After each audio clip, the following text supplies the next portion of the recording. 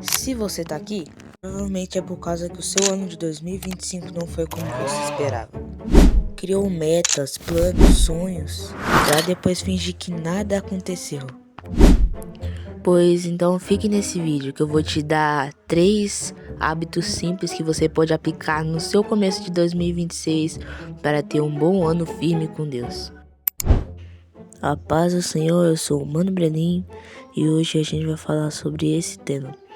Antes eu quero que você deixe o seu like e se inscreva no canal, ative o sininho se quiser receber mais vídeos bíblicos como esse. E sem enrolação, bora pro primeiro hábito. Agradeça mesmo nos momentos difíceis. Sabe naquela hora onde tudo tá dando certo na sua vida? Bom, provavelmente você agradeceu a Deus por isso. Sim, isso é comum e a gente deve agradecer a Deus por tudo que Ele tem feito de bom na nossa vida.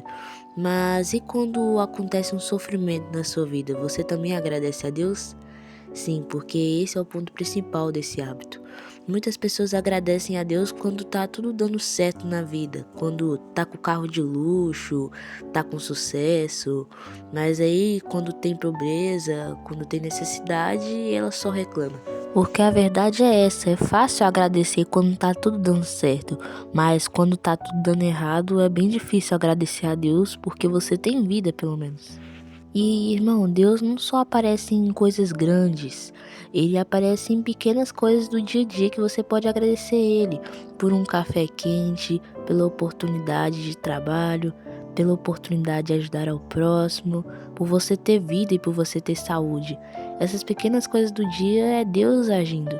O problema é esse, a gente tá tão ligado por que falta na nossa vida que acaba esquecendo de agradecer pelo que a gente já tem.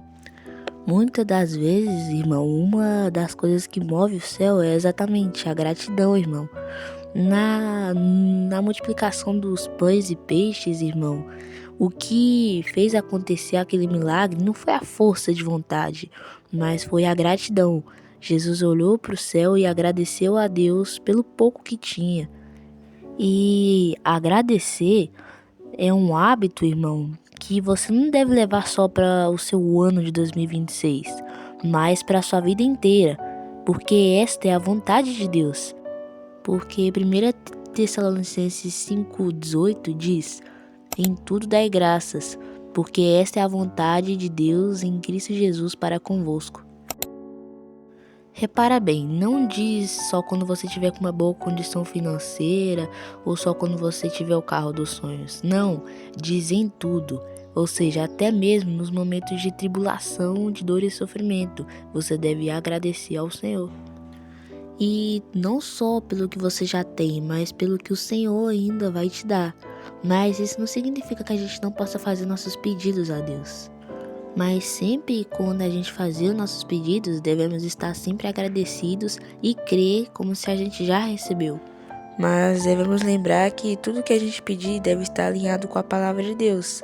Assim como o Tiago mesmo disse, por conta que a gente pede, as nossas orações não são respondidas, porque a gente pede para gastar em nossos prazeres.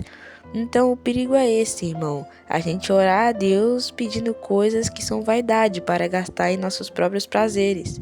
Tudo que a gente deve pedir deve estar alinhado com a sua palavra, e mesmo assim a gente deve se submeter à vontade de Deus. Tenha um momento de silêncio com Deus. Nesse mundo agitado, onde o barulho da rotina, dos carros e das pessoas tomam conta, achar um momento de silêncio com Deus parece ser uma tarefa e tanto, mas não é impossível.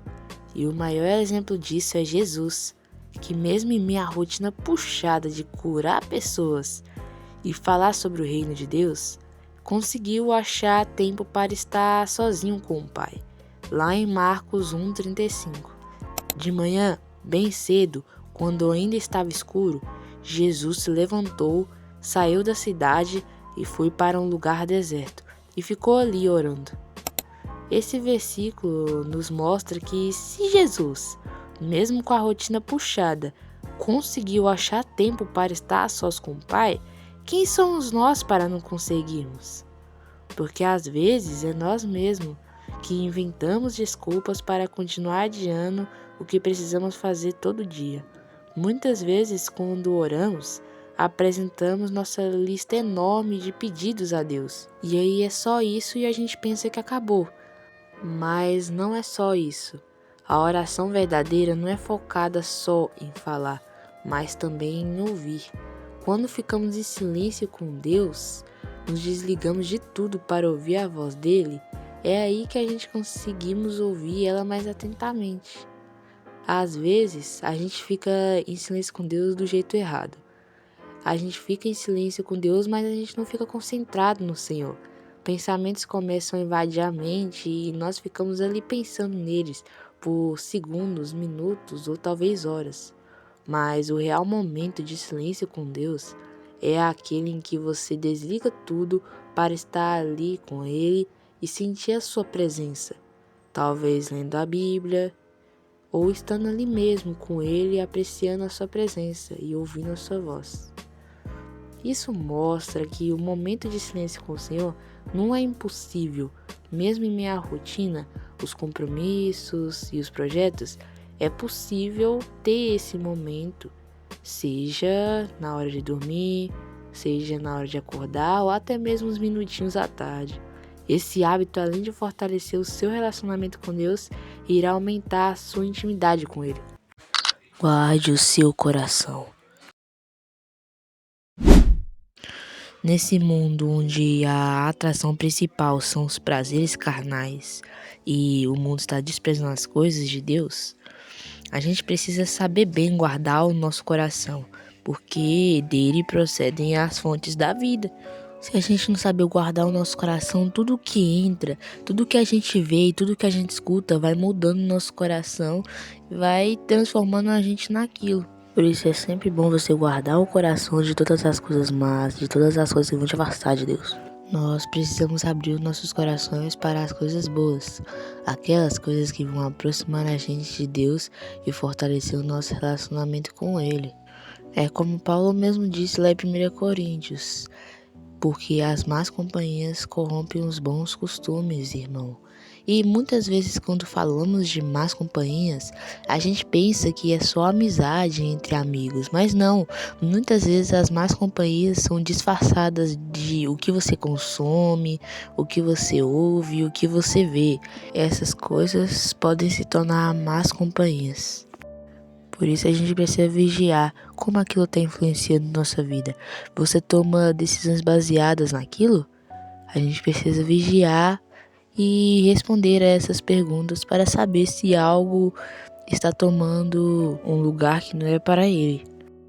Por isso é sempre bom a gente vigiar o que a gente ouve, o que a gente consome e como aquilo influencia a nossa vida. Mas eu sei que o que você vê não te define. Mas mesmo assim você precisa filtrar, pois se a gente busca glorificar o Senhor, é em tudo que devemos glorificá-lo. E é isso, pessoal. Esse foi o vídeo, espero que vocês tenham gostado. Se vocês gostaram, se inscreva no canal, ative o sininho para receber mais vídeos da Palavra do Senhor. E é isso. Valeu. E que a paz do Senhor Jesus Cristo esteja com todos vocês.